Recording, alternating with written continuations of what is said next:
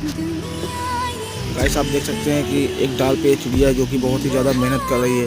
ये वही चिड़िया है गाइस जो कि डाल पे अपना घोंसला यानी कि नेस्ट बनाने की कोशिश कर रही है, जो कि काफ़ी ज़्यादा मेहनत कर रही है। और हाँ गाइस, अगर वीडियो में आप अभी नए हो तो वीडियो को लाइक और चैनल को सब्सक्राइब जरूर से कर देना, ताकि हम और भी इंटरेस्टिंग वीडियो इसी टाइप के आपके लिए लाते रहें। मिलते हैं किसी नेक्स्ट वीडियो में, तब तक के लिए बाय। Thanks for watching. जय हिंद, जय भारत।